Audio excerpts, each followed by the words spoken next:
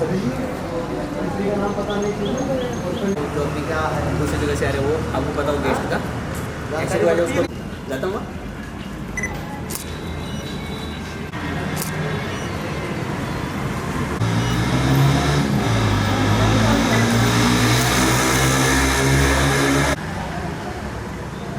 मन तो बोले आ जाना फिर चल जाना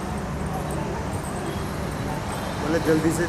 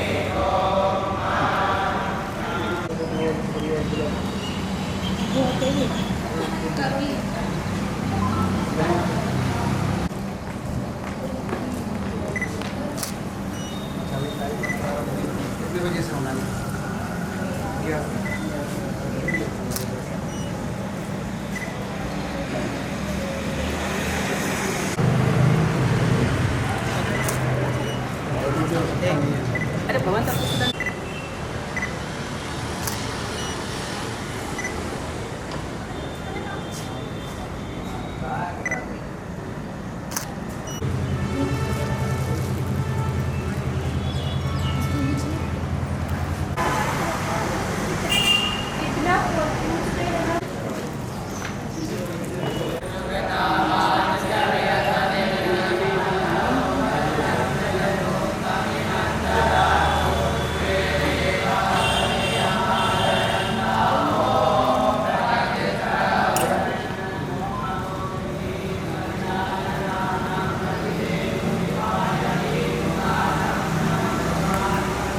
सामने आएगा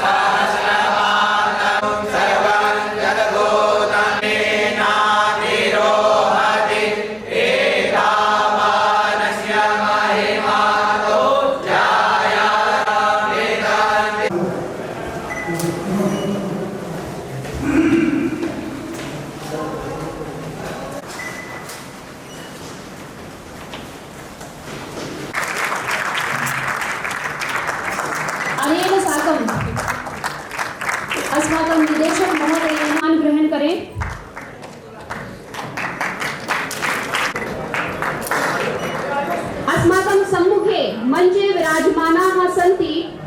परामर्श समितिः भारत सर्वकारः पूर्व अध्यक्षाः राजस्थान महिला आयोगश्च महोदयाः भवतां वयम् अस्मिन् परिसरे स्वागतम् अभिनन्दनं कुर्मः। अनन्तरम् अस्मलाल छिपा मान्याः कुलपतिचरः MDSU यूनिवर्सिटी अजमेरतः सन्ति। पुनः अनन्तरम् अस्य समारोहस्य सारस्वत अतिथिरूपेण विराजमानाः सन्ति, तेन वयं स्वागतं कुर्मः। अनन्तरम् अस्माकं मार्गदर्शकरूपेण शिक्षा शास्त्र विद्याशाखायाः अध्यक्षाः विराजमानाः सन्ति। आदरणीय प्रोफेसर YS रमेश गुरुवर्याः आदरणीयानाम् अपि वयं स्वागतं कुर्मः। वसुदेवसुतं देवं कंसचाणूरमर्दनं देवकी परमानन्दं कृष्णं वन्दे जगद्गुरुं। शिक्षक दिवस उपलक्ष्ये आयोजिते अस्मिन् भव्य समारोहे अत्र सभागारे आगतानां मंचे उपस्थितानां अतिथि महानुभावानां अत्र सभागारे नाना विद्यालयेषु ये प्राध्यापकाः आगच्छन्ति तेषां पुनः छात्राणां इयं शिक्षा शास्त्र विद्याशाखाः हार्दं स्वागतम् अभिनन्दनं च करोति। शिक्षकाः एतेषां स्मृतौ अद्य वयमपि अस्मिन् परिसरे आदर्श शिक्षक सम्मानस्य आयोजनं कृतवन्तः। अतः अस्मिन् दिवसस्य महती उपलब्धिः अस्ति। पुनः इदानीम् अस्माकं विश्वविद्यालयस्य कुलगीतं भविष्यति। अतः कुलगीतस्य सम्मानार्थं वयं सर्वे स्वस्वस्थानात् उत्थाय कुलगीतस्य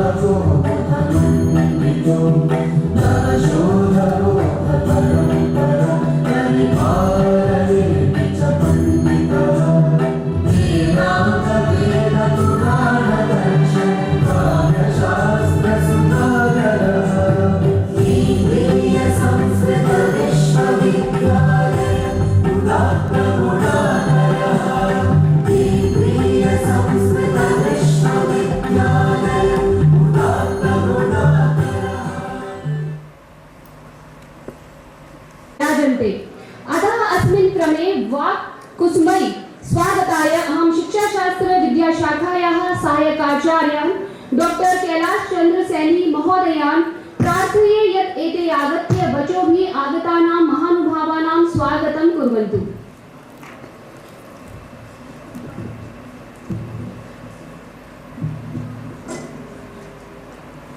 अज्ञानतिमिरान्धस्य ज्ञानाञ्जनशलाकया चक्षुरुन्मीलितं येन तस्मै श्रीगुरवे नमः।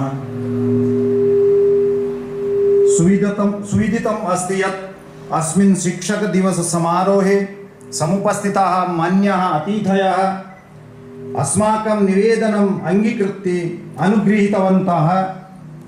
अस्यां श्रृङ्खलायां पूज्याः मान्याः मन्त्रिणः श्रीमन्तः झाबर सिंह खर्रा महोदयाः राजस्थान सर्वकारे नगरीय विकास राज्य मंत्रिणः राजन्ते क्रमे स्वागतं व्याहरामि। कार्यवशात् किञ्चित् विलम्बः अभवत्। अस्मिन्नेव क्रमे अस्माकं मुख्यवक्तारः मान्यः श्रीमन्तः आचार्यः मोहनलाल छिपा महोदयः राजन्ते। एते महानुभावाः महर्षि दयानंद सरस्वती विश्वविद्यालयस्य एवंच अटल बिहारी वाजपेयी हिंदी विश्वविद्यालयस्य मान्याः कुलपतिचराः कुशल प्रशासकाः छात्रहितचिन्तकाः अस्मान् अभिप्रेरयितुम् अमूल्यं समयं प्रदाय समुपस्थिताः सन्ति। परिसरे अस्मिन् परिसरपक्षतः शिक्षाशास्त्र विद्याशाखापक्षतः एतेषां महानुभावानां हार्दिकम् अभिनन्दनं स्वागतं च व्याहरामि। गतदिवसे एव निवेदनं कृतम्, अस्माकं मध्ये ते समुपस्थिताः सन्ति। तादृशः छात्रहितचिन्तकाः एते स्वभावेन सरलाः सन्ति।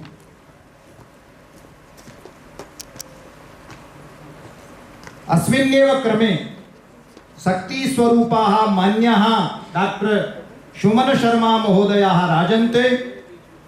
एताः महोदयाः वर्तमान समये हिंदी परामर्श समितिः भारत सर्वकारः इत्यस्य सदस्याः सन्ति। आदरणीय डॉक्टर शर्मा जी, आप राजस्थान महिला आयोग के अध्यक्ष पद को सुशोभित कर चुके हैं। आपके प्रयासों से महिला शक्ति को सम्मान प्राप्त हुआ है। इसके साथ ही आपने शिक्षक के दायित्व को बखूबी से पूर्ण किया है। आप शिक्षा से संदर्भित कार्यक्रमों में हमेशा उपस्थित रहते हैं। विश्वविद्यालय के प्रति आपका स्नेह हमें हमेशा अभिप्रेरित करता है। मैं विश्वविद्यालय परिवार की ओर से आपका हार्दिक अभिनंदन और स्वागत करता हूं। एक संस्मरण जो है मेरे अभी है स्मरण है, 2022 में मैंने फोन पे निवेदन किया बालिका शिक्षा दिवस पर, और मुझे तुरंत आदरणीय शर्मा जी ने ये कहा कि मुझे कहाँ आना है। मैं बहुत छोटा, इनसे उम्र में बहुत छोटा हूँ, और मुझे आपने कहा कि भाई साहब मुझे कहाँ आना है। मैं खुद भी चकित हो गया कि इस प्रकार आपके स्वभाव में, व्यक्तित्व में सरलता है। ऐसे हमारे बीच में आज पधारे हैं। मैं आपका पुनः आदरणीय डॉक्टर सुमन शर्मा जी का हार्दिक अभिनंदन और स्वागत करता हूँ। अस्मिन्नेव क्रमे नेक शास्त्र भाषा कोविदानाम् आचार्याणां मान्यानां कुलगुरूणां प्रोफेसर श्रीनिवास बरखेड़ी वर्याणां कुलपतीनां हार्दिकम् अभिनन्दनं स्वागतं च व्याहरामि। अस्माकं कुलपतयः आभाषीय माध्यमेन अस्मान् उद्बोधयितुं समागताः भविष्यन्ति। मान्यानां कुलपतीनाम् आशीर्वादेन एतादृश कार्यक्रमाणाम् आयोजनं सकारात्मक चिन्तनेन च जायते, तेषां सर्वदा अनुमतिः भवति। अस्मिन्नेव कार्यक्रमस्य अध्यक्षवर्याः मान्याः श्रीमन्तः मम गुरुवः सुदेश कुमार शर्मा महोदयः अत्र विराजन्ते। महानुभावानां कुशल प्रशासकत्वे एषा परिसरः निरन्तरं विकासं प्रति याति। परिसरस्य उत्तरोत्तरं विकासः जायमानः अस्ति। एतेषाम् आशीर्वादेन एतादृश कार्यक्रमाणां योजना भवति, एवं च नियोजनमपि जायते। एते सः संस्कृतेन वदति, एषा प्रेरणा भवतां कारणेन अस्ति। शिक्षाशास्त्र विद्याशाखायाम् आगामी वर्षेषु सहस्राधिक छात्राः भविष्यन्ति इत्यत्र नास्ति संशयः। यतो हि इदानीं भवतां एका परंपरा वर्तते, प्रतिवर्षं शिक्षाशास्त्री त्रिविद्यालयेषु प्रचलति। तत्रत्याः सम्मानिताः विद्वांसः गुरवः समागताः सन्ति। तदतिरिच्य अस्मिन् वर्षे विद्वांसः समागताः सन्ति इति आचार्याणाम्, अस्माकं निदेशकानाम्, आचार्याणाम् अध्यक्षवर्याणां धिया इदानीं अस्मिन् दिवसे शिक्षकाणां सम्माननं भविष्यति। अतः सामान्य विद्यालयानां, संस्कृत विद्यालयानां ये विद्वांसः गुरवः शिक्षकाः समागताः सन्ति, अस्यां श्रृङ्खलायाम् अस्माकं परिसरस्य समागताः आचार्याः, सह आचार्याः, सहायकाचार्याः, अभिभावकानां, सामाजिकानाम् अपि कार्यक्रमे अस्मिन् हार्दिकम् अभिनन्दनं स्वागतं च व्याहरामि। पुनः अस्मिन् प्रेक्षागारे समुपस्थितानां समेषां हार्दिकम् अभिनन्दनं स्वागतं च व्याहरामि। जयतु संस्कृत। सन्ति प्रोफेसर मोहनलाल छीपा महाभागाः एतेषां स्वागतं करिष्यन्ति अस्माकं निदेशक। यथा वयं सर्वे ज्ञातवन्तः यत् महोदयाः कुलपतिचरः MDS यूनिवर्सिटी अजमेरतः सन्ति।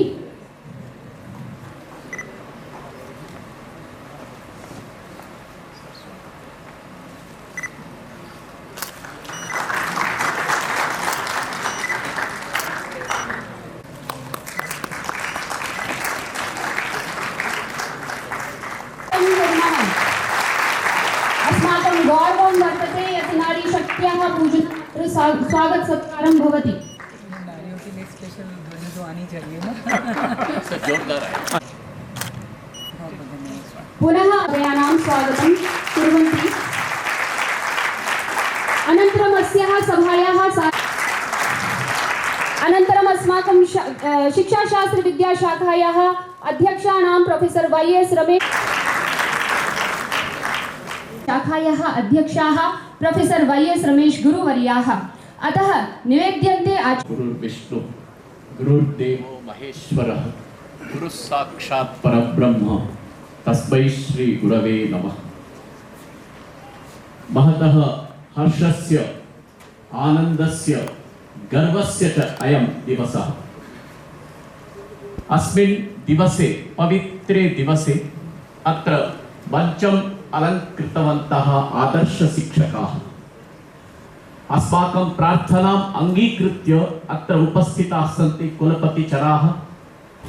मोहनलाल विश्वविद्यालयस्य तत्र कुलपतिचराः आसन् मोहनलाल छीपा महोदयाः। अस्माकं कार्यपरिषदः सम्माननीय सदस्याः सन्ति। ते अत्र मुख्यवक्तृरूपेण उपस्थिताः सन्ति। डॉक्टर सुमन शर्मा महोदया हिंदी परामर्श समितेः सदस्या भारत सर्वकारस्य सापि अत्र उपस्थिता अस्ति। अस्माकं परिसरस्य गर्वभूताः अत्यन्तम् अस्माकं समादरणीयाः रामकुमार शर्मा महोदयाः सारस्वतातिथिरूपेण उपस्थिताः सन्ति। अस्माकं परिसरस्य अत्यन्तं कुशल प्रशासकाः आचार्य सुदेश कुमार शर्मा महोदयाः पुरतः अन्ये च तत्तत् शाखानाम् अध्यापकाः अस्माकं प्रियांसः छात्राः अत्र सन्ति। अहं सर्वेभ्यः एकवारं भवतां सर्वेषां स्वागतं हार्दं स्वागतं व्याहरामि। ज्ञानम् अत्र अस्माकं अद्य दिवसः शिक्षक दिवसः। अयं दिवसः पवित्रः।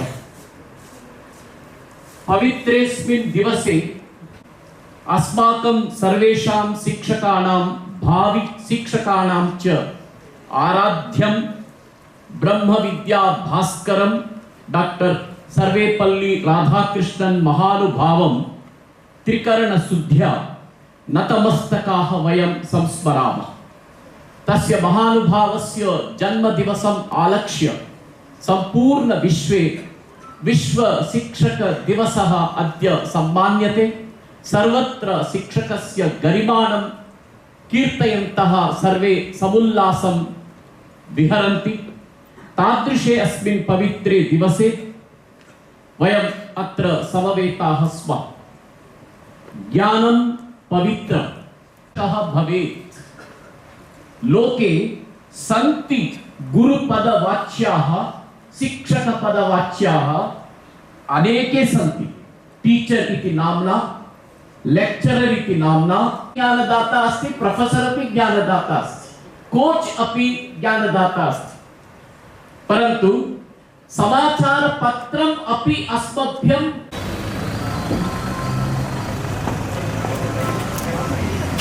सर्वे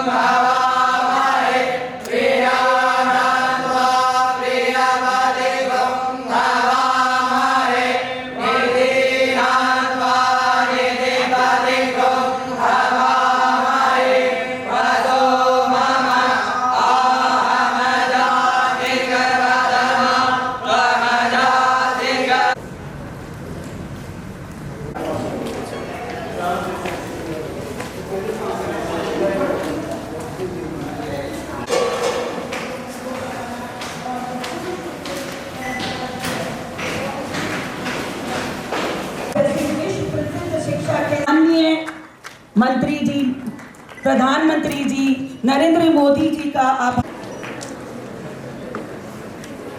धन्यवाद।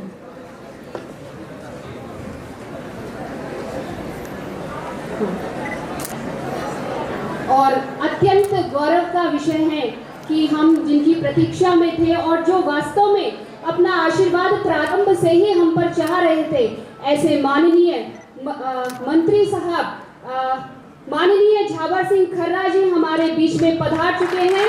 आदरणीय स्वायत्त शासन एवं नगरीय विकास राज्य मंत्री हैं। आदरणीय, हम आपका इस परिसर में हार्दिक स्वागत और अभिनंदन करते हैं।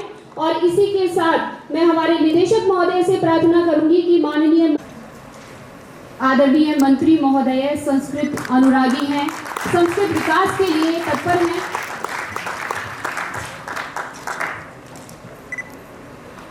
आप और हम जिस प्रतीक्षा की घड़ी में थे, सम्माननीय झावर सिंह खर्रा जी हमारे बीच में उपस्थित हैं।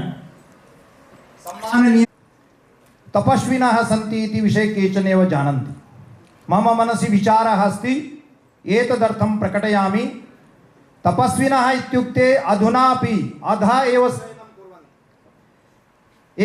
मैं 2004 में लगभग 6 बजे मंत्री जी के घर पहुंचा। मंत्री जी नीचे सोए हुए थे, शादी समारोह की वजह से 2 बजे सोए थे।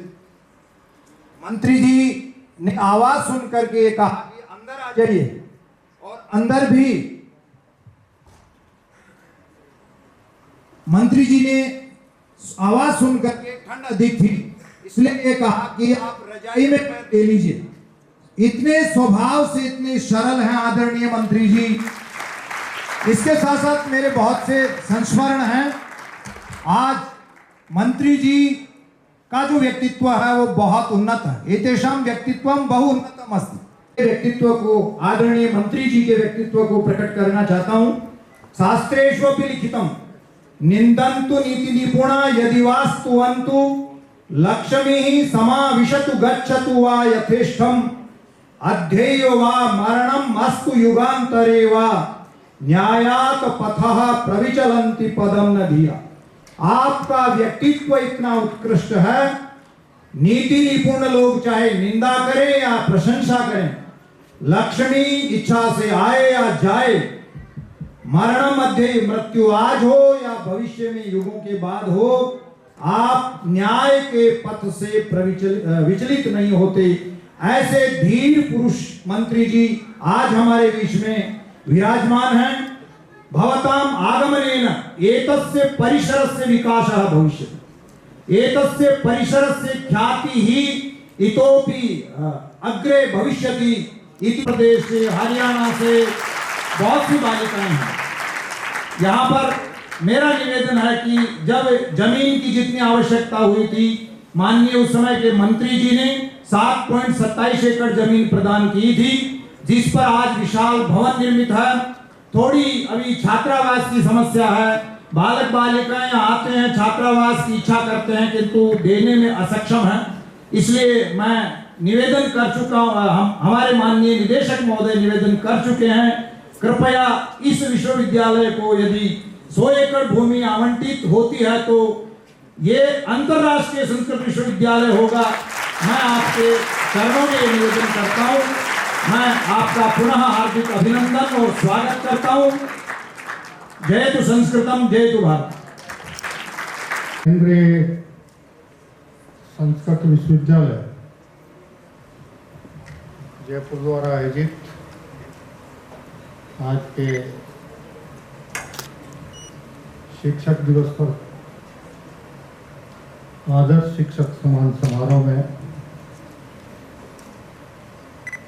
आज के इस कार्यक्रम की अध्यक्षता कर रहे माननीय शर्मा जी,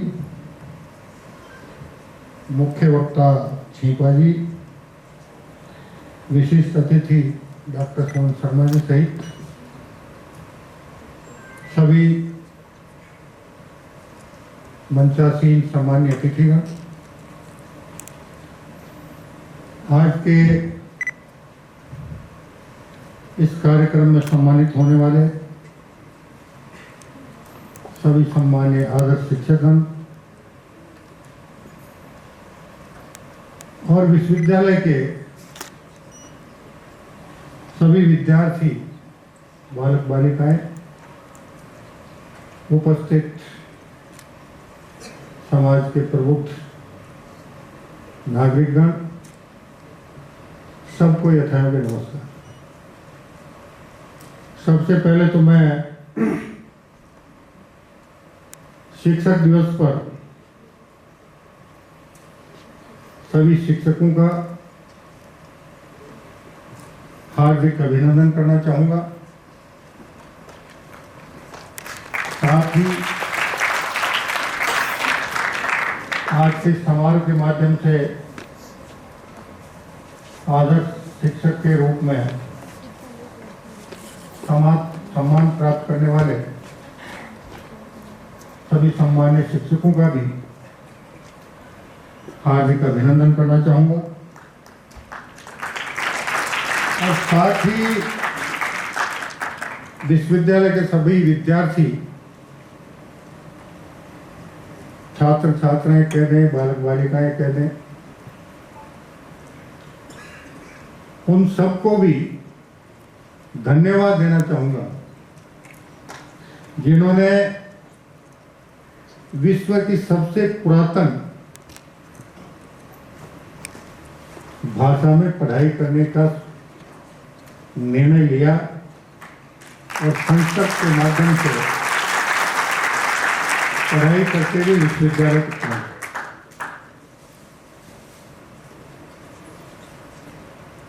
भारतीय सभ्यता संस्कृति में एक दोहे के माध्यम से जो गुरु की महिमा बखान की गई है, उसके बाद कहने को कुछ नहीं बचता है। गुरु गोविंद दोऊ खड़े, काके लागू पाए, बलिहारी गुरु आपकी, जो गोविंद दियो बताए।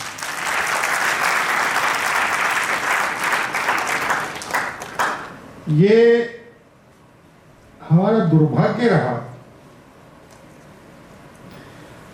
कि हजारों साल पहले, सैकड़ों साल पहले तक हमारा राष्ट्र, भारतवर्ष कह लें या हिंदुस्तान कह लें, शिक्षा जगत में पूरे विश्व में सिरमौर था।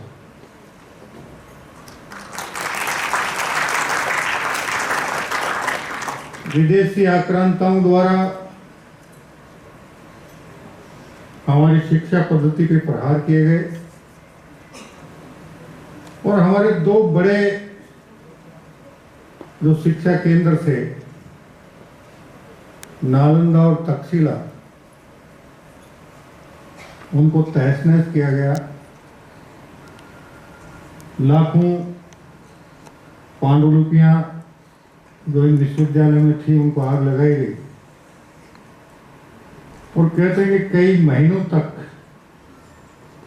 नालंदा विश्वविद्यालय की लाइब्रेरी सुलगती रही और उसके बाद एक के बाद एक विदेशी आक्रमणकारी आते गए और सबसे ज्यादा भारतीय शिक्षा पद्धति पे आघात हुआ जब ईस्ट इंडिया कंपनी व्यापारी के रूप में भारत में आई शाहजहां के समय में, और व्यापार करते करते उन्होंने भारत के सियासत पर कब्जा करना शुरू किया और कब्जा, उसके बाद भी जब उनके मन में विचार आया कि ये कैसा देश है, ये कैसा समाज है, यहाँ की कैसी संस्कृति है जो इतने थपेड़े खाने के बाद भी अपने मूल स्वभाव को नहीं छोड़ पा रही है। और उसके लिए उन्होंने पूरे देश का एक अपने व्यक्ति को भेजा, उसने पूरे देश का भ्रमण किया और भ्रमण करने के बाद उसने निष्कर्ष निकाला कि भारत की जो शिक्षा पद्धति है, उस शिक्षा पद्धति ऐसी है कि इन्हें भारतवासियों को अंदर से टूटने नहीं दे रही है, इन्हें मानसिक रूप से गुलाम नहीं बनने दे रही है। शारीरिक रूप से जरूर यहाँ के नागरिक गुलाम बन सकते हैं, लेकिन मानसिक रूप से गुलाम नहीं बन सकते। इस सब के पीछे यहाँ की शिक्षा पद्धति है, यहाँ के गुरुकुल है, और उसके लिए एक नई शिक्षा पद्धति इस देश पे लादी गई। गुरुकुलों पर प्रतिबंध लगाया गया, जिसे हम मैकेलो की शिक्षा पद्धति के नाम से जानते हैं। और दुर्भाग्य ये रहा कि जब तक ईस्ट इंडिया कंपनी रही, उसके बाद यहाँ की शासन व्यवस्था सीधे ब्रिटिश क्राउन के अधीन चली गई। उन्होंने भारतीय शिक्षा पद्धति को तो नेस्ता नाबूद करने के हर प्रयास किए, और आजादी के बाद भी भारतीय सभ्यता, संस्कृति और भारतीय पुरातन इतिहास के साथ जिस प्रकार से छेड़छाड़ हुई और भारत के गौरवशाली इतिहास को भारत की आजादी के बाद की पीढ़ी के सामने लाने से वंचित रखा गया, उसी का दुष्परिणाम है कि आजादी के 80 साल बाद भी इस देश को जिस मुकाम पर होना चाहिए था, राष्ट्र उस मुकाम तक नहीं पहुंच पाया। विभाजन के साथ 1947 में देश को जो ट्रांसफर ऑफ पावर्स के जरिए आजादी मिली, अगर हम विगत में जाएं तो भारत की आजादी के 4-5 साल पहले और 5-7 साल बाद तक दुनिया में जितने राष्ट्र गुलामी की बेड़ियां काटकर आजाद हुए, जापान जैसा राष्ट्र जिस पे दुनिया का पहला अणुबम गिरा, पूरी तरह तहस नहस हो गया, वो राष्ट्र आज पूरे विश्व में अपना कौन सा स्थान रखते हैं और भारत कौन से स्थान पर है, ये राष्ट्र के प्रत्येक प्रबुद्ध और निष्ठावान नागरिक के लिए चिंतन करने का, मनन करने का विषय है। पिछले कुछ वर्षों में धीरे धीरे विकृत इतिहास को सुधारने का प्रयास शुरू किया गया है, और अभी माननीय प्रधानमंत्री जी के नेतृत्व वाली केंद्र सरकार ने पिछले वर्ष नई राष्ट्रीय शिक्षा नीति का जो मसौदा तैयार किया, उसमें उन सारी विसंगतियों को दूर करने का प्रयास किया गया है। और जिस दिन भारत के पुरातन काल के सही सही इतिहास को लिपिबद्ध करके इस राष्ट्र के नागरिकों के सामने प्रस्तुत किया जाएगा, भावी पीढ़ी उसे पढ़ेगी, उस पर मनन करेगी, तो दुनिया की कोई ताकत नहीं होगी कि भारत को तेजी के साथ विकसित होने में, सशक्त होने में, समृद्ध होने में और दुनिया का सबसे समरसता वाले राष्ट्र बनने से दुनिया की कोई ताकत नहीं रोक पाएगी। क्योंकि भारतीय सभ्यता संस्कृति 3 मुख्य बिंदुओं पर आधारित रहती है: भूतकाल, वर्तमान काल और भविष्य काल।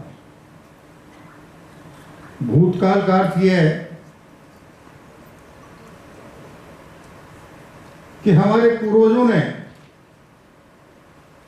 भूतकाल में जो अच्छे काम किए, जो उत्कृष्ट काम किए, उसकी जानकारी वर्तमान कालखंड के नागरिकों को निश्चित रूप से होनी चाहिए और वो उनसे प्रेरणा लेकर उनके अच्छे और उत्कृष्ट कार्यों को आगे बढ़ाएं और भूतकाल में अगर कोई कमी खामी रही हो तो उसमें भी सुधार करके वर्तमान में उसे और परिष्कृत रूप में आने वाली पीढ़ी के सामने प्रस्तुत करें। और जब आने वाली पीढ़ी को अपने राष्ट्र का, अपने समाज का, अपने क्षेत्र के, अपने परिवार के गौरवशाली इतिहास के बारे में सही सही जानकारी होगी तो निश्चित रूप से वो भी उस गौरवशाली इतिहास को आगे बढ़ाने में कोई कोर कसर नहीं छोड़ना चाहेगा। लेकिन हमारा दुर्भाग्य था कि आजादी के बाद और आजादी से पहले हमारे इतिहास को विकृत करने का जो दौर चला, उस दौर को आजादी के बाद की शुरुआती सरकारों ने भी बढ़ावा दिया, उसे रोकने का प्रयास नहीं किया। आज इस राष्ट्र के लिए अपने सर्वस्व अर्पण करने वाले वीर योद्धाओं को, हमारे उन महान विदुषी नारियों को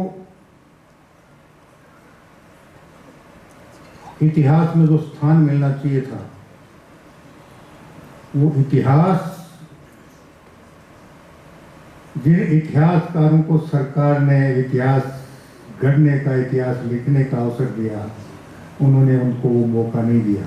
उन्होंने चाटुकारिता की उन लोगों की जिन्होंने इस राष्ट्र पर सर्वाधिक अन्याय और अत्याचार किए, उन्हें महान बताने में उन्होंने कोई कोर कसर नहीं छोड़ी।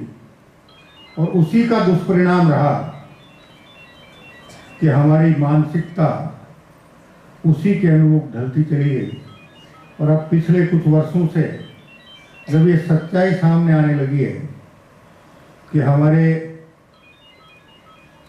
ऊपर हजारों साल तक किस किस ने कैसे कैसे आघात किए, कैसे कैसे अन्याय और अत्याचार किए, वैसे वैसे ही हमारी भावी और वर्तमान पीढ़ी के दिलो दिमाग से उन इतिहासकारों ने जो महानता का लेख कर रखा था, वो धीरे धीरे दरक रहा है।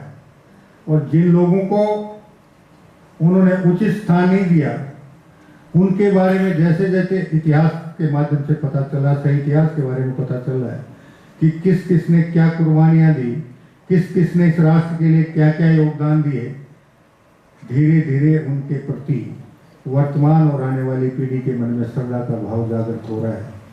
और वो दिन दूर नहीं जब संपूर्ण वास्तविक इतिहास हमारे सामने होगा। इसके बाद दुनिया की कोई ताकत नहीं है। जो माननीय प्रधानमंत्री जी ने एक सपना देखा है कि 2047 से पहले पहले जब आज़ादी के 100 साल पूरे हों, भारत दुनिया का सबसे विकसित, सबसे सशक्त, सबसे समृद्ध, सबसे शक्तिशाली और सर्वाधिक सामाजिक समरसता वाले राष्ट्र के रूप में पूरे विश्व में अपनी पहचान बनाए। उसको कोई नहीं रोक पाएगा। और जिस दिन हम ये काम पूरा कर लेंगे तो मैं निवेदन करना चाहूँगा कि जो अंगुली के चीरा लगाकर महान बन इतिहास में बन नकली इतिहासकारों ने बनाया था, और जिन्होंने हंसते हंसते फांसी का फंदा चूमा, अपने आप को अपनी मातृभूमि की गुलामी की बेड़ियां काटने के लिए अपना सब कुछ समर्पण कर दिया। एक एक परिवार के तीन तीन भाइयों ने एक के बाद एक फांसी ली, जिनके बारे में बहुत से देश के नागरिकों को आज भी पता नहीं है। हमें ये भी पता नहीं है कि आज़ादी के उस संघर्ष के दौर में 12-12 साल के बच्चों ने भी अपनी कुर्बानी दी है, 13-13 साल की बच्चियों ने भी अपनी कुर्बानी दी है। जब हमें उस वास्तविकता के और हम बढ़ेंगे, वास्तविक इतिहास की जानकारी हमें होगी, तो निश्चित रूप से हम भारत के जिम्मेदार नागरिक होने के नाते इस राष्ट्र को दुनिया का सबसे विकसित राष्ट्र, सबसे सशक्त राष्ट्र, सबसे समृद्ध राष्ट्र, सबसे शक्तिशाली राष्ट्र और सर्वाधिक सामाजिक समरसता वाले राष्ट्र के रूप में के निर्माण में हमारा क्या योगदान हो सकता है, उसको पूरी निष्ठा के साथ निभाएंगे। ये हमारे उन महान क्रांतिकारियों को और आज़ादी के बाद इस राष्ट्र की एकता, अखंडता और सीमाओं को सुरक्षित रखने के लिए हमारे सेना के विभिन्न अंगों और अर्धसैनिक बलों के जवानों ने जिस शिद्दत के साथ, जिस उम्मीद के साथ, जिस आशा के साथ, जिन सपनों के साथ अपना सर्वस्व मातृभूमि के लिए कुर्बान किया था, उन सब के प्रति हम सही रूप में श्रद्धांजलि अर्पित कर पाने में सफलता प्राप्त कर पाएंगे। मैं शिक्षक दिवस के अवसर पर एक बार फिर सभी विद्यार्थी, छात्र छात्राएं कह लूँ या बालक बालिकाएं कह लूँ, उनसे एक ही निवेदन करना चाहूँगा। ये वर्तमान समय आपके जीवन का सबसे अनमोल समय है, और इस अनमोल समय को पूर्ण अनुशासन में रहते हुए, कठिन परिश्रम करते हुए, अपने लक्ष्य की प्राप्ति के लिए और अपने माता पिता के सपनों को पूरा करने में के लिए जो कुछ आपको करना है, उसको करने में कोई कोर कसर नहीं छोड़े। और ध्यान अगर इधर उधर भटक गया तो जीवन में सफलता तो बहुत दूर की बात है, सुख बहुत दूर की बात है, क्या क्या दुष्परिणाम भोगने पड़ेंगे उसका भी अंदाजा नहीं लगाया जा सकता। इसलिए इस समय का सदुपयोग करें, जीवन को पूर्ण अनुशासित रखें, कठिन परिश्रम करें और केवल मात्र अपने लक्ष्य की प्राप्ति की ओर दृढ़चित्त होकर ध्यान रखें और अपने लक्ष्य को प्राप्त करते हुए अपने माता पिता के सपनों को, अपने समाज के सपनों को पूरा करते हुए अपने आप को राष्ट्र का श्रेष्ठ नागरिक के रूप में परिणित करने में किसी प्रकार की कोर कसर नहीं छोड़ें। और मैं आपके सभी सम्मानित शिक्षकों से भी उम्मीद करूंगा कि वो आपको गढ़ने में किसी प्रकार की कोर कसर नहीं छोड़ेंगे, आपको सत शिक्षा और सत संस्कार देने में किसी प्रकार की कमी नहीं रखेंगे। और आने वाली आप जैसी भावी पीढ़ी के बूते ही माननीय प्रधानमंत्री जी ने ये सपना देखा है, उस सपने को पूरा करने में आप सहयोग करेंगे। इसी आशा और उम्मीद के बाद एक बार फिर सभी का हृदय से बहुत बहुत धन्यवाद। वंदे मातरम, जय हिंद, जय भारत।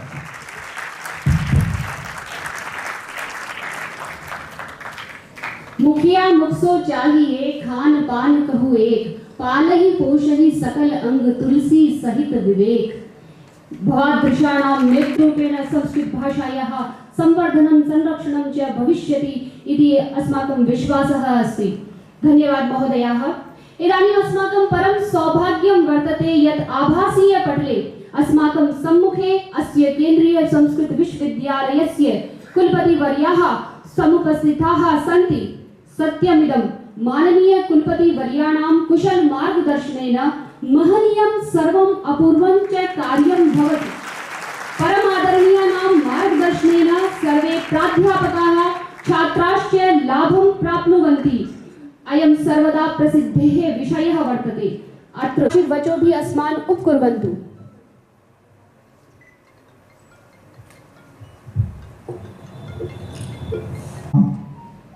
मंचे सोपासीनानां समेषां शिक्षकबन्धूनाम् अहं स्वागतं अभिवंदनम च करोमि। इस सभा में उपस्थित हमारे राजस्थान सरकार के संदेश दिया कि शिक्षक हमारे देश के विकसित राष्ट्र बनाने के लिए कितना महत्वपूर्ण एक अपना कर्तव्य निभाता है। आप शिक्षक सम्मान के इस संदर्भ में आपको आने के लिए मैं बहुत बहुत धन्यवाद, साधुवाद और स्वागत करूँगा। हिंदी परामर्श समिति के सदस्य, हिंदी साहित्य के मनोरंजन आचार्य सुमन शर्मा जी, हमारे जयपुर के परिसर का निदेशक आचार्य सुदेश कुमार शर्मा जी और इस कार्यक्रम के निर्वाहक शिक्षा शास्त्र विद्या शाखायाः अध्यक्ष महोदय आचार्य वैएस रमेश जी। शिक्षक सम्माननं नाम यथा वृक्षस्य मूले जलसेच शिक्षकदिवसे अस्माकम् आदर्शशिक्षकाणां प्रतिनिधिभूतानां सम्माननम् उत्तमः कश्चन कार्यक्रमः। तदर्थम् अहं विद्याशाखायाः सर्वानपि बन्धून् पर सभी शिक्षकों को और हमारे माननीय मंत्री के साथ आपको सुनने का और आपके साथ संवाद करने का एक सौभाग्य मुझे प्राप्त हुआ है, इसलिए मैं भाग्यशाली मानता हूँ। भारत विकास की ओर बात कर रहे हैं। विकसित भारत हमारा बहुत बड़ा लक्ष्य है। आप नगरीय विकास राज्य मंत्री यहाँ उपस्थित हैं। जयपुर केवल सौंदर्य के लिए प्रसिद्ध नहीं है। वैसे तो जयपुर नगरीय सौंदर्य के लिए जयपुर दुनिया में प्रसिद्ध है। समग्र दुनिया में जयपुर को देखने के लिए लोग आते हैं, जयपुर के आतिथ्य के लिए आते हैं, जयपुर के सौंदर्य आस्वादन करने के लिए आते हैं। लेकिन जयपुर में एक शास्त्र परंपरा भी रही है, एक विद्या परंपरा रही है, उसका भी बहुत बड़ा सम्मान समग्र दुनिया में है। विकसित भारत बनाने के लिए हमारे नगरों को विकसित करना ही है। नगर विकास नहीं होंगे तो भारत विकसित नहीं होगा। ग्रामीण विकास भी होना चाहिए। लेकिन माननीय मंत्रीवर, जब तक नागरिकों का विकास नहीं होगा तब नगर के विकास में क्या फायदा है। नगर विकसित होंगे लेकिन नागरिक जब तक विकसित नहीं है, नागरिक जब तक विकसित नहीं होगा तब हमारे नगर विकास से कोई लाभ नहीं होगा। जयपुर एक अत्यंत विकसित नगर है और आने वाले दिनों में और विकसित होगा आपके एक दिव्य और भव्य नेतृत्व में। उसी संदर्भ में हम चाहते हैं कि इस हमारे सुंदर परिसर, आप जानते हैं इस सुंदर परिसर में हजारों छात्र अध्ययनरत हैं, जो केवल जयपुर और राजस्थान से नहीं पूरे भारतवर्ष से वहां अध्ययन हेतु आ जाते हैं। इस नगर के लिए एक बहुत रत्नायमान केवल इंजीनियरिंग मेडिकल कॉलेज नहीं, अभी तो इस तरह के शास्त्रवेत्ता और शिक्षकों का निर्माण करने का जो प्रमुख संस्था है, इस संस्था का भी आपने स्थान दिया है। आपसे अनुरोध करता हूं, केंद्रीय विश्वविद्यालय पूरे भारतवर्ष में अत्यंत प्रतिष्ठित केंद्रीय विश्वविद्यालय, जिसमें 20,000 से ज्यादा छात्र ऑनलाइन और ऑफलाइन मुख में अध्ययन करते हैं और 12 परिसरों में अनेक राज्यों में विकसित है। लेकिन जयपुर में हमारे अभी नए नए प्रोग्राम का आरंभ करने जा रहे हैं। इस बार शिक्षक प्रशिक्षण के लिए विशेष रूप से इंटीग्रेटेड टीचर एजुकेशन प्रोग्राम का आरंभ होने वाला है और विधि क्षेत्र में संस्कृत और भारतीय दर्शनों को लेकर प्रथम बार पूरे भारत में एक लॉ कोर्स का LLB कोर्स का आरंभ होने जा रहा है। और इस तरह अनेक कार्यक्रमों का आरंभ करने के जो संकल्प है, संकल्प के पीछे हमारे अध्यापक समुदाय निदेशक महोदय है। मैं आपसे अनुरोध करता हूं, क्योंकि यहाँ एक एक छात्र के लिए भी नगर होने के कारण से वहाँ रहने का बहुत एक स्थान नहीं मिलता है। छात्रावास अत्यंत मुश्किल से हम छात्रों को दे पाते हैं, सुविधा कर पाते हैं। आपसे मेरा अनुरोध है, आप आज हम आपको सुना, क्या आप नगरीय विकास मंत्री हैं, शिक्षा मंत्री हैं, मुझे पता नहीं चला। आप दोनों के शिक्षाविद भी है, शिक्षा के क्षेत्र में आपका दृष्टि को देखकर मुझे प्रसन्नता हुई। आप कृपा करके हमारे विश्वविद्यालय के इस परिसर को विकसित करने के लिए एक और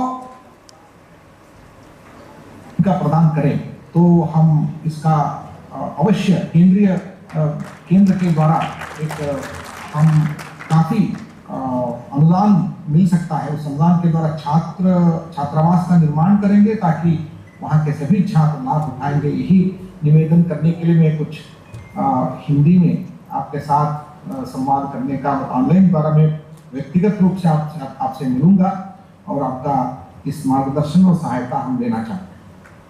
एवमेव अद्य शिक्षकदिनं केवलं छात्राः शिक्षकाः अनयोः सम्बन्धविषये वयं चर्चां कुर्मः, परन्तु टीचर यावत्पर्यन्तं संस्थायां कस्याञ्चित् अपॉइंटमेंट न प्राप्नोति तावत्पर्यन्तं टीचर न भवति। स्टूडेंट यावत्पर्यन्तं प्रवेशं न प्राप्नोति तावत्पर्यन्तं स्टूडेंट इति न गण्यते। तर्हि अयं सम्बन्धः औपाधिकः कृतकः सम्बन्धः, संस्थामुखेन अनयोः सम्बन्धः जायते, परन्तु अयं सम्बन्धः तात्कालिकः सम्बन्धः, औपाधिकः सम्बन्धः, कृत्रिमः सम्बन्धः। वस्तुतस्तु यदि भारतं विश्वगुरुत्वेन वयं मन्यामहे तर्हि गुरुशिष्य सम्बन्धः अत्र स्थापनीयः, न केवलं टीचर एंड स्टूडेंट रिलेशन, अपि तु गुरूणां शिष्याणां च सम्बन्धः भवेत्। स एव गुरुः कः भवति इति पृष्टे आचार्य भगवान शंकरः वदति अधिगत तत्वः। इसका मतलब है डोमेन एक्सपर्ट, जो विषय तज्ञ होते हैं, चाहे व्याकरण हो, न्याय हो, वेदांत हो, मीमांसा हो, अर्थशास्त्र हो, विधिशास्त्र हो, धर्मशास्त्र हो या वैद्य शास्त्र हो, इस तरह के अनेक शास्त्रों का शिक्षा शास्त्र हो। शास्त्रवेत्ता अधिगत तत्वः गुरुः भवति इति अर्धं लक्षणं वयं जानीमः, परन्तु इदं अर्धं लक्षणं। डोमेन एक्सपर्ट इकोनॉमिक के गुरु है, मैनेजमेंट गुरु है, ऐसा बोलते हैं, लेकिन एतत् अर्धं लक्षणम्। अपरार्धं किञ्चित् लक्षणमस्ति, यत् लक्षणम् अस्माभिः सम्यक् न गृहीतम्। गुरुः ओ गुरुः अधिगत तत्वः शिष्यहिताय उद्यतः सततम्। शिष्यहिताय उद्यतः सततम्, यह बहुत महत्वपूर्ण है। गुरोः लक्षणे अर्धभागः महत्वपूर्णः, गुरुणा नित्यम् अनुसन्धातव्यः। शिष्यहिताय उद्यतः सततम् अर्थात केवलं शिक्षकत्वं न, अपि तु शिष्यहितं मनसि निधाय यः सततं नित्यम् अहोरात्रम् उद्यतः उद्यमशीलः भवति, स एव गुरुः। केवलं शिक्षादानेन न भवति, हितं करोति, स एव गुरुः। यदि गुरुशिष्य सम्बन्धः स्थापनीयः, एतादृश गुरुः अस्माकम् अन्तरे स्थापनीयः। एवं शिष्याश्च श्रद्धापनं यदि क्रियते, यदि अहं शिष्यो भवेयं तर्हि गुरुः प्रकटितो भवति, यदि अहं गुरुर्भवेयं स्वयं शिष्याः समायान्ति। अतः प्रत्येकम् अत्र शिक्षकः गुरुर्भवेत्, प्रत्येकं छात्रः शिष्यो भवेत्। तदानीमेव स्टूडेंट टीचर रिलेशन इतः उपरि स्टार्ट् गत्वा वयं गुरुशिष्य सम्बन्धं स्थापयामश्चेत् अस्माकं भारतं विश्वगुरुः भवति। अतः भारतस्य विश्वगुरुत्वसम्पादनाय वयम् एतादृशं शिष्य-गुरुशिष्य सम्बन्धं अहम् आत्मनः वाग्व्यापारात् विरमामि। पुनरेकवारम् अत्र उपस्थितान् मम सर्वेषाम् आदर्शशिक्षकाणां कृते तेषां चरणयोः सभक्तिश्रद्धं प्रणामान् निवेद्य अहं विरमामि विस्तरामि। सभी को प्रणाम करता हूँ और अभिनंदन स्वागत करता हूँ। यथा चित्तम तथा वाचो, यथा वाचस तथा क्रिया। संस्कृत विश्वविद्यालय के इस जयपुर परिसर में हमारे बीच उपस्थित राजस्थान सरकार के और भारतीय जनता पार्टी के बहुत ही वरिष्ठ नेता यूडीएच मिनिस्टर आदरणीय खर्रा साहब, हमारे बीच में उपस्थित शिक्षाविद, बहुत ही ज्ञानी, मैं कहूँगी कि कई समय से, कई सालों से राजस्थान में अपनी बुद्धिमत्ता का परिचय देने वाले मोहनलाल जी भाई साहब, हमारे बीच में उपस्थित मंच पे अभी जिनका उद्बोधन हमने सुना, वीसी साहब को भी स्वागत करते, शायद वो कनेक्ट नहीं होंगे, अब वो चले गए होंगे मेरे ख्याल से।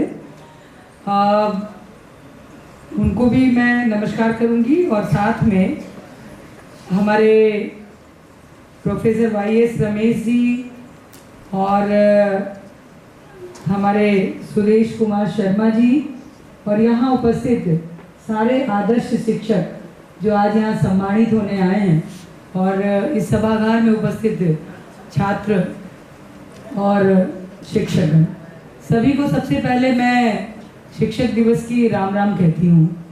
आप सब लोग को बहुत सारी शुभकामनाएं प्रेषित करती हूँ। गुरु शिष्य की इस परंपरा को जीवित रखने के लिए ये दिवस मनाना अति आवश्यक है, क्योंकि जिसकी चर्चा कर रहे थे मंच में बोलने हम जब हमारे आने के पहले कि इस गूगल युग में शिक्षक को भी गूगल ही बना दिया है। सबसे बड़ा गुरु कौन, तो लोग कहते हैं गूगल है भैया, कुछ नहीं मिल रहा है तो गूगल सर्च कर लो। तो शिक्षक की महत्ता को कम करने का काम गूगल ने किया है, उसको हम सब लोग को मिलकर समाप्त करना चाहिए। ये एआई और गूगल, ये सारी चीज़ें मुझे लगता है कि चलते फिरते हमारे गुरुजनों पे वार है, और इस वार को झेलने के बजाय इसको हटाने का कार्य हम सब करेंगे। उसकी आवश्यकता जहाँ है वहाँ उसका उपयोग करेंगे, लेकिन अपनी जीवित परंपरा जो है उसको हम लोग जीवित रखें। ये हमारी चेष्टा गुरुओं की तरफ से और बालकों की तरफ से भी, दोनों तरफ से होनी चाहिए। देखिए, जब गुरुओं की बात होती है तो बहुत सारी चीज़ें याद आती हैं। हम भी अपने समय में शिक्षक और के महत्व को बहुत अच्छे से समझते थे और शिक्षक दिवस को बहुत जोर शोर से मनाते थे। मुझे एक छोटी सी कथा याद है, जब हम बच्चे थे, पता नहीं आप लोगों ने पढ़ा या नहीं पढ़ा, आरुणि की कथा थी। बहुत सारे लोगों ने नहीं पढ़ा होगा, हो सकता है पढ़ाया भी नहीं गया होगा। आरुणि के गुरु शिष्य परंपरा की उत्कृष्ट उदाहरणों में से आरुणि की कथा है। गुरु ने कहा, उस समय तो स्कूल और ये परिसर तो होते नहीं थे, आश्रम परंपरा थी। एक दिन बहुत तेज बारिश हुई, बरसात बहुत तेज, जिस तरह से आजकल राजस्थान में बारिश हो रही है। गुरु ने कहा कि जाओ, खेत में फसल लगे हुए हैं, सारे फसल नष्ट हो जाएंगे। आरुणि, आप जाके देखो कि फसल खराब ना हो, अत्यधिक पानी के कारण फसल बर्बाद नहीं होना चाहिए। गुरु के इस आदेश को लेके वो शिष्य उस खेत की तरफ गया और खेत में देखा कि हमारे खेत में बहुत पानी भर गया है। अब वो क्या करे, उसको कुछ समझ में नहीं आया, लेकिन गुरु का आदेश था कि फसल को, खेत को बचाना है। उस शिष्य ने खेत की मेड़ पे लेट गया और तब तक लेटा रहा जब तक बारिश होती रही। गुरु को चिंता हुई कि हमारा शिष्य कहाँ गया, मैंने बोला था अभी तक वो लौटा नहीं। और जब शिष्य को देखने गुरु गए तो उस खेत की मेड़ पे उस लेटा हुआ आरुणि को देख के उस गुरु की क्या स्थिति हुई होगी, आप इसका अंदाज लगा सकते हैं। ये गुरु और शिष्य की परंपरा है। उन्होंने कहा, अरे आपने ये क्या किया? तो बोले, गुरु आपका आदेश था और आपका आदेश सर माते। ये परंपरा हमारे यहाँ रही है। गुरु और शिष्यों की अनेक कहानियां हैं जो हम सबको प्रेरणा देती है। और संस्कृत जैसे विश्वविद्यालय में आके मैं कैलाश जी को कहूंगी कि जब सबका परिचय दे रहे थे तो सबका संस्कृत में दे रहे थे, मेरा पता नहीं क्यों हिंदी में दिया, मुझे समझ में नहीं आया। थोड़ा बहुत संस्कृत मैं भी समझ लेती हूँ क्योंकि मेरा विषय भी संस्कृत रहा था। तो मैंने कहा पता नहीं मुझे क्यों, शायद हिंदी मेरा विषय देख के इन्होंने मेरा परिचय हिंदी में दिया। लेकिन ठीक है, ये देववाणी है, ये देव भाषा, इसको पढ़ने और पढ़ाने वाले भी देव स्वरूप ही हैं, ये हम मान के चलते हैं। क्योंकि आज के युग में संस्कृत को जिंदा रखना भी हम सब लोगों के लिए चुनौतियों के समान है। जैसा मंत्री जी बता रहे थे कि नालंदा विश्वविद्यालय को तहस नहस कर दी गई, हमारी सारी शिक्षा की, हमारे सारे ज्ञान के मंदिर को नष्ट कर दिया गया, लेकिन फिर भी पुनः हम जीवित होके इस शिक्षा का प्रसार कर रहे हैं और ईश्वर से कामना करते हैं कि आप लोग जो अपने भविष्य की खोज में निकले हैं, जिस शिक्षा को प्राप्त करके आपने सपने देखे हैं, वो आपको मिले। आज के विशेष इस आयोजन में हमें बुलाने के लिए आप सब लोगों को बहुत धन्यवाद। एक बात जो मुझे विशेष रूप से कहनी है, क्योंकि अवसर को चूकना मूर्खता होती है, चुनौती को स्वीकार करना बुद्धिमत्ता होती है। तो मुझे लगता है कि मंत्री जी को आप लोगों ने बहुत जल्दी बुला लिया। उनको हम सब के बोलने के बाद बोलना था, ये क्रम उल्टा हो गया। मंत्री जी के बाद मैं बोलूं ये उचित नहीं है ये, लेकिन मंत्री जी से आप लोग के आग्रह को मैं भी पुनः दोहराना चाहूँगी कि मैं जयपुर में रहती हूँ और इन बालक बालिकाओं की स्थिति को अच्छे तरीके से जानती हूँ। और मंत्री जी अभी उस कुबेर के मालिक हैं जहाँ एक झंडी हिलाएंगे तो हमारे हजारों बच्चों के भविष्य को सुधारने में बहुत सहायता मिलेगी। उनकी कलम में सरकार ने पूरी ताकत से लेकर कर दी है। एक ऐसे ईमानदार नेता को हमारा मंत्री बनाया है जो ईमानदारी से कार्य कर रहा है और चारों तरफ चर्चा हो रही है। इसी ईमानदारी कार्य के बदौलत इस पुनीत कार्य के लिए मंत्री जी मैं भी आपसे आग्रह करती हूँ कि जो विश्वविद्यालय की सारे हमारे कुलपति महोदय और सब शिक्षकों ने आग्रह किया है, इन बच्चों के लिए बहुत दूर दूर से बच्चे आते हैं, बहुत सुंदर परिसर है। इन्होंने एक दो जगह जमीन की बात मुझसे भी बताई, तो मैंने कहा कि विवादित जमीन मत बताइए, मंत्री जी को बिल्कुल प्योर जमीन बता दीजिए ताकि कोई इफ एंड बट ना रहे, गए और जमीन मिला और हमारा कार्य प्रारंभ हो जाए। अगर उनकी भी जमीन बता देंगे तो आप लोग भी उलझ जाएंगे और मंत्री जी भी उलझ जाएंगे। तो जयपुर में बहुत जगह है, मंत्री जी की निगाह में भी है, तो आप लोग मंत्री जी से मिलिए और इस कार्य को पूरा कीजिए। तो मुझे लगता है ये बहुत ही पुनीत कार्य है, क्योंकि संस्कृत की रक्षा करना हम सबका धर्म है और रक्षा करने होते इनको सुविधा देने का भी परम कर्तव्य हम सबका है।